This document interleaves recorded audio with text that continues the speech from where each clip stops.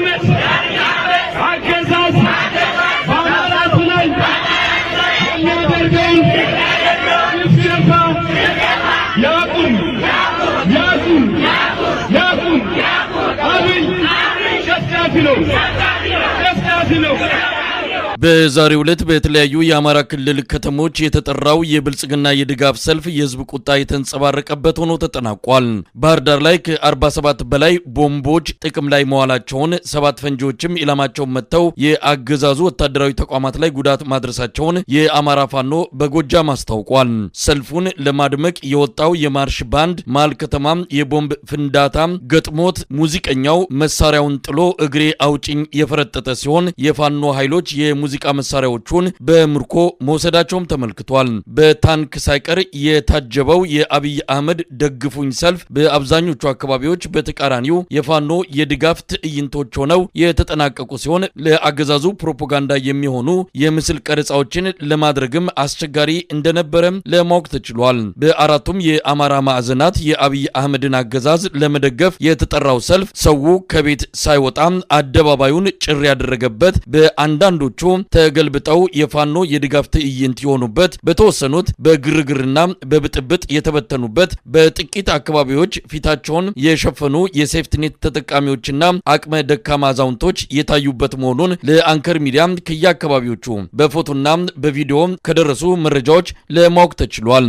የዘውትር ተባባሪያችን ስለ ዛሬዎቹ የአማራ ክልል ሰልፎች አጭር ዘገባ አድርሶናል።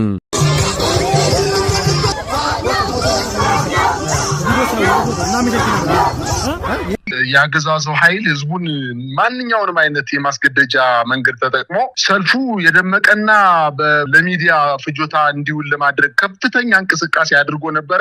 ነገር ግን እሱ በገመተው ሳይሆን ህዝቡ ያለበትን ብሶት ያወጣውና በዋናነት ሰልፉ በአራት አይነት ዋና የሰልፍ አይነቶች ነው የተጠናቀቀው። አንደኛው ሰልፉ ይካሄዳል ተብሎ ቅስቀሳ የተደረገባቸው አካባቢዎች ከናካቴው ምንም ሰው ሳይወጣ የቀረባቸው እና ሰው በቤቱ ተቀምጦ ቤቱ ዘግቶ ሰልፉን በመቃወም ያሳየበት አንደኛው መንገድ ነው። ሁለተኛው በሰልፉ መሃል ላይ የፋኖ ኃይሎች ጠንከር ያለ እና ፈጣን ውጊያ በመክፈታቸው ሰልፈኛው እንዲበተን ተደርጓል። በእርግጥ ሰልፈኛ ማለት አይቻልም መሳይ የክልሉ የብልጽግና ካድሬዎች፣ ሚኒሻዎች፣ አድማ ብተናዎች የመከላከያ ወይንም የአድማ ብተናና የፖሊስ ልብስ አውልቀው የሲቪል ልብስ ለብሰው እንደገና የካድሬ የወረዳ የቀበሌ ካድሬዎች እነዚህ በሴፍትኔት የሚተዳደሩ የመንግስት አቃጣሪዎች የተሰባሰቡበት የተወሰነ እንቅስቃሴ ተደርጎ ነበር። በእነዚህ አካባቢዎች የፋኖ ኃይሎች ጥቃት በመሰንዘራቸው በተለይ በዋናነት በፍኖተ ሰላም ከተማ፣ በጎንደር ንፋስ መውጫ ታች ጋይንት ማለት ነው፣ ኮሶበር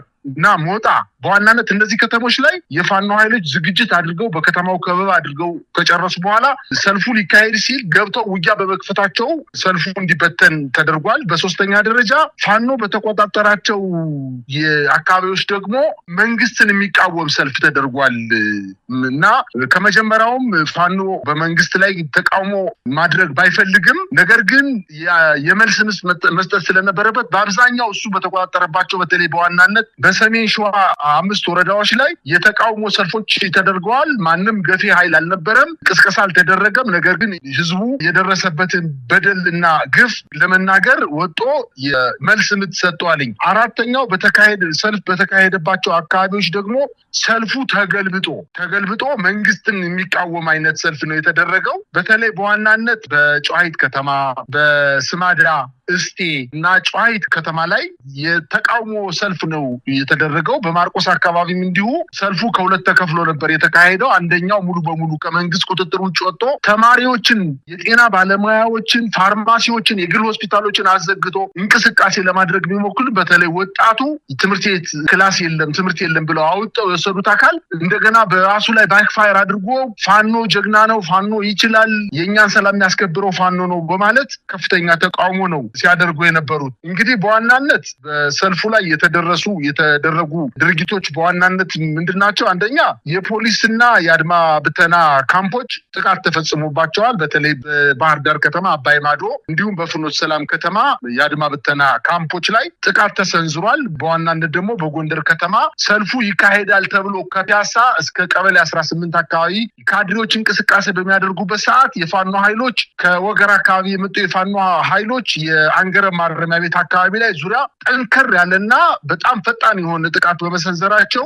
በከተማው ተኩሱ ሲሰማ ስለነበረ ህዝቡ ተበትኖ ወደ ቤት እንዲገባ ነው የተደረገው። ሌላው በቀበሌ 18 አካባቢ የፋኖ ኃይሎች ሌሊት አካባቢ ገብተው ካደሩ በኋላ